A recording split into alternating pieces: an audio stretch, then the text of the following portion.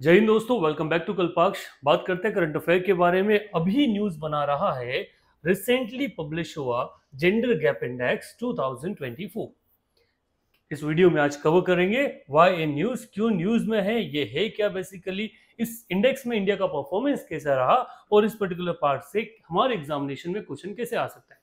अगर आप civil service की प्रिपरेशन कर रहे हैं और अपना करंट अफेयर का कंप्लीट कवरेज चाहते हैं तो कल्पाक्ष के इस यूट्यूब चैनल को जरूर सब्सक्राइब करें और पुराने वीडियो आप प्लेलिस्ट से निकाल सकते हैं। सो बात करते हैं न्यूज की शुरुआत कहां से होता है। अभी रिसेंटली जो वर्ल्ड इकोनॉमिक फोरम नाम से एक ऑर्गेनाइजेशन, नॉन गवर्नमेंट ऑर्गेनाइजेशन है, ठीक है, जो स्विट्जरलैंड बेस्ड है, उसने एक रिपोर्ट निकाला जिसको कहा जाता है ग्लोबल जेंडर गैप इंडेक्स। इसके अंदर आइसलैंड जो है उसने टॉप किया और इंडिया जो है, इंडिया का रैंक है वो 129 रहा। ये जो इंडेक्स है ये बेसिकली मेल एंड फीमेल, ये जो दो जेंडर है, इन दोनों को अलग अलग दायरे पे देखता है और ये करता है कि इन दोनों में क्या गैप है अलग अलग इश्यूज पे। जब ये इंडेक्स प्रिपेयर किया जाता है तो इसका जो बेसिकली शुरुआत है वो शुरुआत हुआ 2006 में। और इसमें देखा क्या जाता है तो किन पैमानों को मीन्स फोकस किया जाता है, तो दे आर फोर की डायमेंशन से। क्या है? पहला है economic participation and opportunity, means क्या फीमेल और मेल, महिला और पुरुष के दोनों के लिए इकोनॉमिक वे में बराबर ऑप्शंस या अपॉर्चुनिटीज अवेलेबल है। Second, educational attainment. Third, health and survival. And fourth, political empowerment. So ये बेसिकली चार डायमेंशन है। इन चार डायमेंशन को ध्यान में रखते हुए आपका जेंडर जो एक इंडेक्स है पैरिटी, वो पैरिटी इंडेक्स का डेवलपमेंट होता है। पहला जैसे क्या होता है कि इकोनॉमिक पार्टिसिपेशन मींस क्या दोनों की सैलरी बराबर है, क्या दोनों को बराबर अपॉर्चुनिटीज मिला हुआ है। एजुकेशन अटेनमेंट, क्या सबको बराबर मौके पढ़ाई के लिए मिल रहे हैं। हेल्थ एंड सर्वाइवल मींस जो एक्सपेक्टेंसी रेट है मेल एंड फीमेल में, क्या वो बराबर है। और पॉलिटिकल एम्पावरमेंट, क्या उनको महिला और पुरुष को बराबर अपॉर्चुनिटीज मिल रही है। क्योंकि अभी भी देखा जाए तो हम 33% रिजर्वेशन की बात जरूर कर रहे हैं वुमेन्स के बारे में, बट हमारे इंडिया में नहीं मिल पाया। ऐसा हर देश में इस चीज के ऊपर क्या है बात की जा सकती है। इन सब डायमेंशंस को क्या किया जाता है तो 0 और 1 के एक पैरिटी के अंदर निकाला जाता है और उस आधार पर एक इंडेक्स प्रिपेयर किया जाता है जिसे हम क्या कहते हैं, जिसे हम ग्लोबल जेंडर गैप इंडेक्स के नाम से जानते हैं। सो ये जो जेंडर गैप इंडेक्स है, ये इंडेक्स कौन निकालता है? वर्ल्ड इकोनॉमिक फोरम जो है वो लेके आता है, जो एक नॉन गवर्नमेंट जो ऑर्गेनाइजेशन है वो स्विट्जरलैंड में बेस्ड है।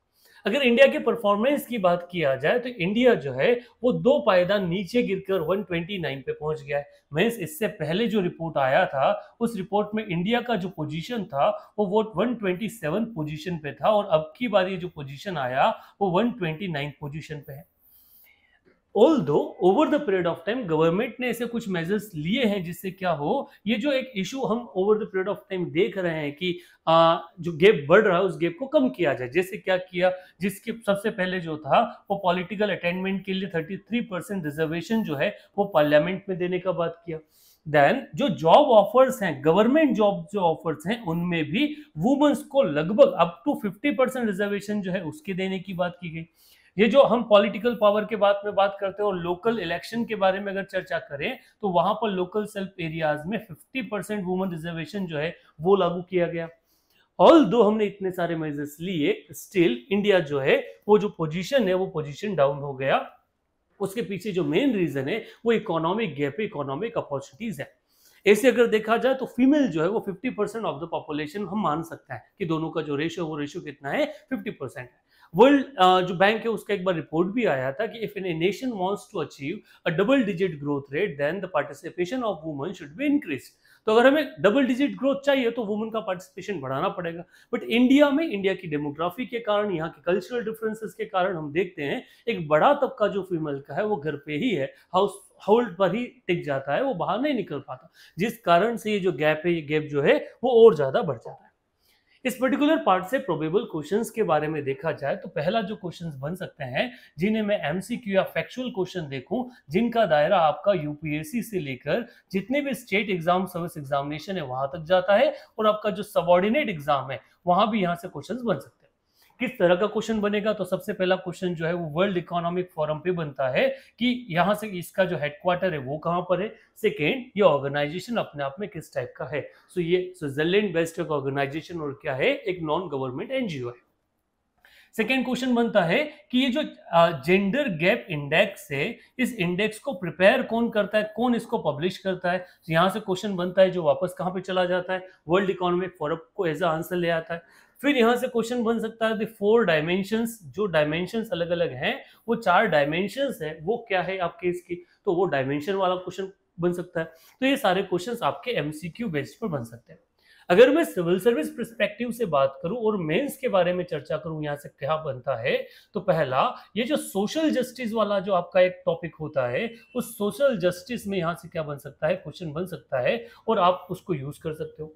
सेकेंड जो है, ये जो पूरा सेगमेंट है, आप वुमेन एम्पावरमेंट या स्टेटस ऑफ वुमेन पे जो क्वेश्चंस हम लोग ओवर द पीरियड ऑफ देखते हैं, तो उस स्टेटस ऑफ वुमेन पे भी आप इसको एज एग्जांपल क्या कर सकते हो, इस पूरे के पूरे इंडेक्स को यूज कर सकते हो।